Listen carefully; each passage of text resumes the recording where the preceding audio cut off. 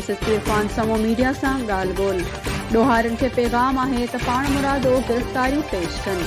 दादू खे पुरमन रखण लाइ जंहिं हद ताईं वञणो पियो वेंदासीं।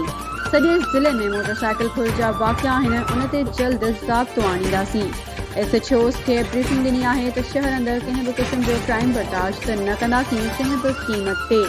काल्ह खां चार्ज संभालण बाद ॾोहारनि ख़िलाफ़ टारगेट सेट करे छॾियो आहे।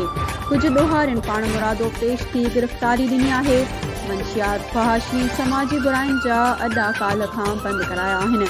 मददगार 15 खे फ़ाल कयो पियो वञे। शहर अंदरि इज़ाफ़ी 8 मोटरसाइकिल्स ते अहलकार स्नैप चेकिंग कंदा। नफ़री वापसि घुराए थाणनि खे ॾेई शहर में मुक़ररु कई वई आहे। समूह जूं सेक्शन थाणे जे दौरे बाद मीडिया सां ॻाल्हियूं। अॼु मां कल्ह खां वठी करे दादू डिस्ट्रिक्ट खे जीअं चार्ज संभाली आहे त काफ़ी शयूं मूं ॾिठियूं बि आहिनि। काफ़ी जेके ॾोहारी आहिनि उहे बि असां टारगेट्स पाण कढी वरिता आहिनि ऐं पुलिस खे बिल्कुलु असां मुतहरिक करे छॾियो आहे। शहर जे अंदरि जेका नाकाबंदी डिप्लॉयमेंट आहे उनखे बि असां पंहिंजो वधायो आहे ऐं मुख़्तलिफ़ जेके SHOs आहिनि उनखे प्रॉपर ब्रीफिंग ॾिनी वई आहे त शहर जे अंदरि कंहिं बि क़िस्म जो को बि क्राइम हुजे उहो असां बर्दाश्त न कंदासीं एट एनी कास्ट।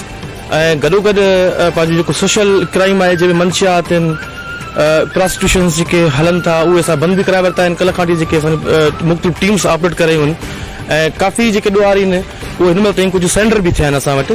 असांजी ॾाढी सिंपल पॉलिसी आहे, पंहिंजे शहर दादू खे असांखे पीसफुल ऐं पुरमन रखिणो आहे ऐं उन लाइ असांखे कहिड़ी हद ताईं वञिणो पियो एज़ पर ला त उहो असां बिल्कुलु वेंदासीं।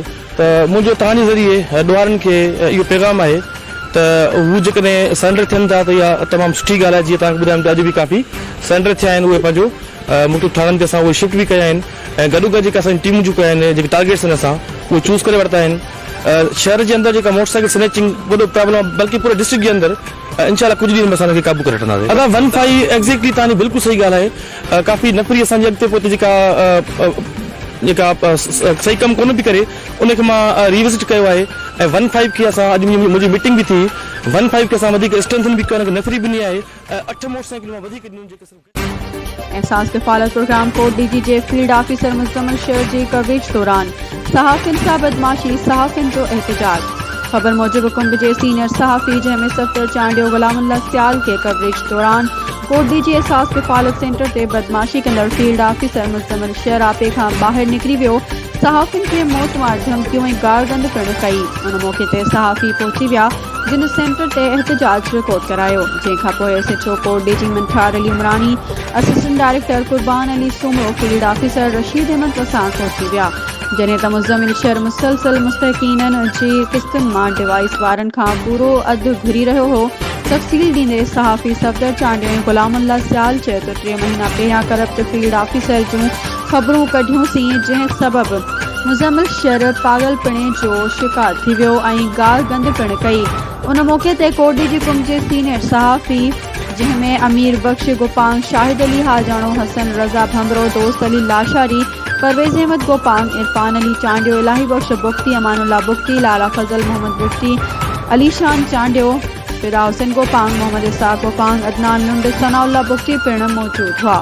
जॾहिं त ॿिए पासे अवामी प्रेस क्लब में सदर नाज़ सोलंगी, तौफ़ीक़ अहमद लुंड, सनाउल्लाह सोलंगी, शाहिद हुसैन मंगी, रजब अली मल्हा, लाल ॾिनो गोपांग एहतजाज कंदे चयो त सहाफ़ी अकेला न आहिनि। सहाफ़ी सफ़दर चांडियो गुलामुल्लाह सियाल वर्किंग जर्नलिस्ट आहिनि। डिवाइस माफ़िया हुजे या फील्ड ऑफिसर, कंहिं बि मुस्तहक़ीन सां नाजाइज़ी बर्दाश्त न कई वेंदी।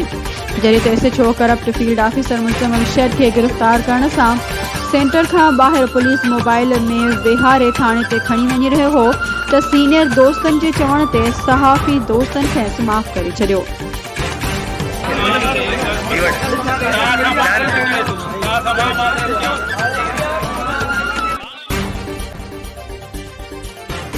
खैरपुर रिपोर्ट जावेद गोपांग। कोट DG में बदमनी नामालूम फौरन कोरियत खां मोटरसाइकिल खुर, मुज़ाहमत ते तशद्दुद, मोटरसाइकिल काहे फरार। कोट DG पुलिस बदमनी ते कंट्रोल करण में नाकाम। चोरी खुरूं रोज़ जो मामूल बणियल। सिम नाली लिंक रोड लॻ ॻोठ दड़े लंचवाणी वटि नामालूम फौरन ॻोठाणे पोरियत बादल मेघवाण खां सीधी मोटरसाइकिल 2022 मॉडल खुर करण जी कोशिश। मुज़ाहमत करण ते पोरियत ॻोठाणे ते तशद्दुद कंदे मोटरसाइकिल काहे फरार थी विया।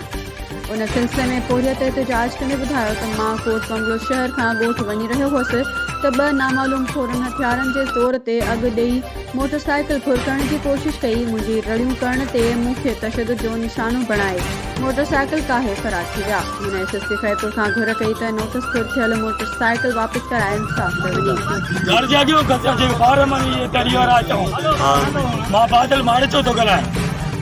अना साईं घणा माण्हू ॿ माण्हू हुया साईं। तव्हां सुञाता कोन? न साईं न। हथियार कहिड़ा आहिनि? हथियार पिस्टोल आहिनि साईं। मोटरसाइकिल तव्हांजी कहिड़ो मॉडल? मोटरसाइकिल 21/9 22 साईं। 22। मेहर में अखियुनि जी मुफ़्त कैंप जो इफ्तिताह। सूबाई मुशीर फयाज़ अली खान बुट तालका अस्पताल मेहर पहुची सगा शाख मेहर जे सदर बदरुद्दीन कल्ह तरफ़ां लॻायल अखियुनि जी 2 ॾींहंनि वारी तिबी मुफ़्त कैंप जो इफ्तिताह कयो। तक़रीब में पीपी तालके मेहर जो सीनियर नायब सदर बाबर एजाज खान सहोल, पीपी सिटी मेहर जो general secretary advocate Riaz Hussain Dero, PP city information secretary MD Munir Lashari, DHO doctor Abdul Hameed Shaikh, doctor Hemant Das, MS doctor Zulfiqar Dipar, Dua foundation जो chairman Zubair Ali Butt, doctor Imamdin Khoso, DSP Mehar Younis Rodnani, अस्पताल जे मुलाज़िमन डॉक्टरनि शिरकत कई। उन मौके ते सूबाई मुशीर फयाज़ अली खान बुट मीडिया सां ॻाल्हाईंदे चयो त सगा शाख मेहर जे उहिदेदारनि खे जस आहे जेके ग़रीब मिस्किन माण्हुनि खे लेंस लॻाए रोशनी ॾियारनि था। मेहर तालके जा माण्हू अखियुनि जी कैंप मां फ़ाइदो हासिल कनि था। सगा जे उहिदेदारनि मेंबरनि सां असांजो फ़र्ज़ु आहे त साथ ॾियूं त जीअं इहो सिलसिलो जारी रहे, ग़रीब मिस्किन औरतूं मर्द फ़ाइदो वठी सघनि। हुन वधीक चयो त सगा शाख वारनि डॉक्टरनि खे हिदायत थो कयां त चमड़ीअ जी बीमारी जे मरीज़नि लाइ बि फ्री कैंप लॻायूं त जीअं कचे काछी जा ग़रीब मिस्किन माण्हुनि खे लाभ मिली सघे। मां तव्हां सां सहकार कंदसि। उन मौके ते सगा शाख तरफ़ां आयल महिमाननि खे तोहफ़े अजरकनि जा तोहफ़ा ॾिना विया ऐं रिफ्रेशमेंट कराई वई।